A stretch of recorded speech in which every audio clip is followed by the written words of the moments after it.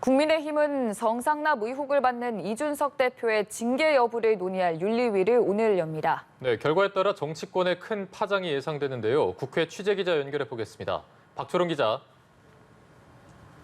네, 윤리위 심의는 오늘 오후 7시에 시작됩니다. 윤리위는 이준석 대표가 성상납을 받았는지, 측근인 김철근 당대표 정무실장을 시켜 이와 관련한 증거인멸을 시도했는지 들여다볼 계획입니다. 김 실장은 2013년 이 대표에게 성접대를 했다고 주장하는 한 중소기업 대표를 만나 7억 원 상당의 투자 유치각서를 써준 의혹을 받고 있습니다. 이 과정에 이 대표가 관여했는지가 쟁점입니다.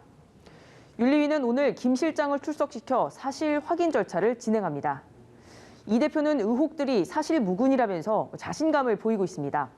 아침부터 정상적으로 일정을 소화하면서 윤리위 출석 요청을 했지만 거절당했다고 밝혔습니다. 김 실장이 사실관계를 확인하기 위해 제보자를 만난 것일 뿐이지 지시는 없었다는 겁니다. 오늘 당장 이 대표에 대한 징계 의결이 이뤄지지 않을 가능성도 거론되고 있습니다. 경찰 수사가 진행 중이라는 이유로 윤리위가 결론을 내리지 않을 수 있다는 관측입니다. 민주당에선 성희롱 발언 의혹을 받은 최강욱 의원에 대한 중징계 처분이 적절했는지를 놓고 찬반 공방이 확산하고 있다고요. 네, 그렇습니다. 이 최강욱 의원에 대한 당 윤리심판원의 당원 자격 정지 6개월 중징계 결정 이후 후폭풍이 이어지고 있습니다.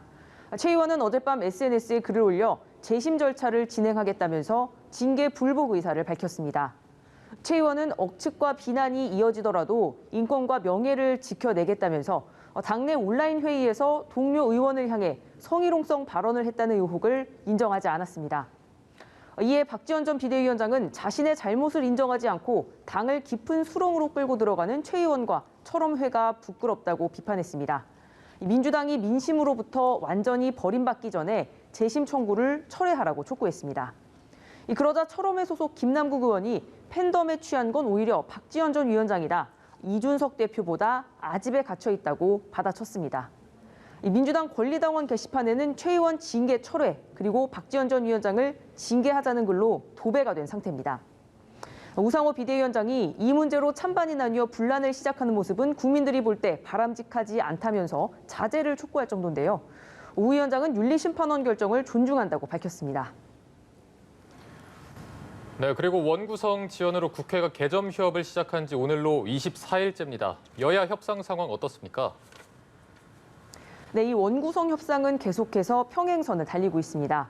오늘은 여야 원내대표가 협상 과정에서 상대방이 제시한 조건을 밝히면서 이 감정의 골까지 깊어졌습니다.